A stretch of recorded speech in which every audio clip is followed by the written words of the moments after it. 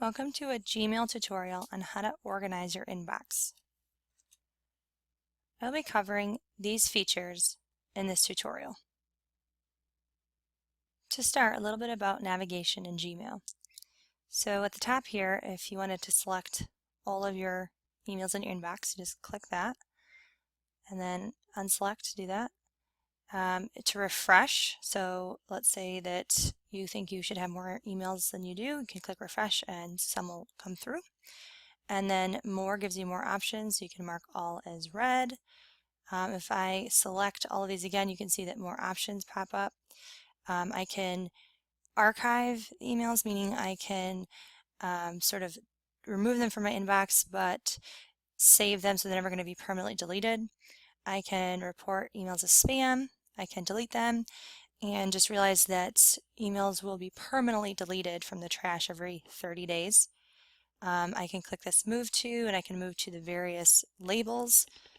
I can flag emails and label them and create labels.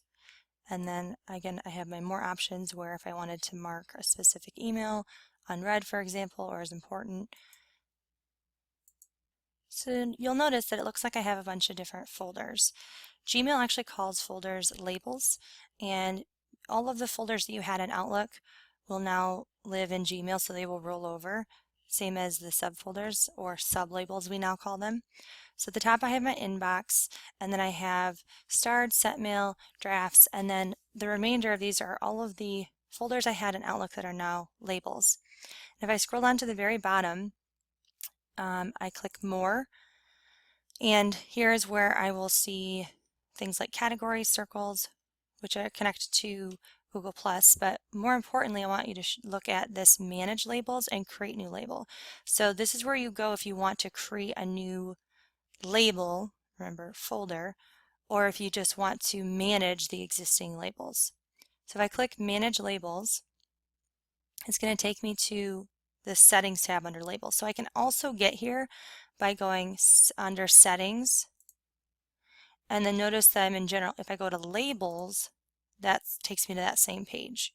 So here is where the system labels live that are created by Gmail, as well as the categories. But then you've got your label list here, which are all of the labels that you create. So you should have a bunch of labels if you had folders from Outlook that came through. If you want to create a new label, just click Create a New Label. And then you can type in the name of the label, and if you want it to be its own label and have emails live in there, you just click create. But if you want it to be a sub label, so maybe like a subfolder type of deal, you could say nest the label under, and then it will give you the options of what you could potentially nest, so like the labels that already exist. So you would click select one of those and then click create, and that's going to create that sublabel under that existing label. So if I wanted to remove that label, I could go over to the far right, click remove. If I just wanted to hide it, I click hide. If I wanted to make changes to it, rename it, for example, click edit. Also, if I go back into my normal inbox and I want to play with some of my labels this way, I could go to so now you see this little caret that says you have a sublabel under here. If I click that, it'll show me my new label underneath CC Risa. If I wanted to add anything to this label, I could click the little down arrow, and I could even add a specific color to show that's the label. And now it's going to ask me, do you want that label to show just for that, or the color to show for that label, or the color to show for all of your sub labels as well? So I'm going to say I want it for everybody. I set the color, and now you can see that those colors are associated with CC Reset and training.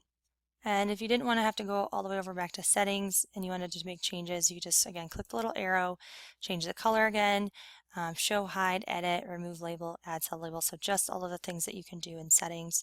So if you wanted to add another label to another folder, you could just click on that little arrow button and then add a sublabel and go from there. Another option that I can do to organize my inbox is if I had specific emails that I wanted to mark as important, so I wanted to star them. If I just click this little empty star, it's now going to say that you flagged this as important. And you can actually add other flags. So if I go to settings and I go down to stars, if I want to have other options beyond just the star, I have these different symbols. So I could say maybe I want the exclamation point for something that's, for me, I can mark it as really urgent. Or maybe I want the green check box to say, something that I've accomplished. And then again, always scroll down to the bottom and click Save Changes.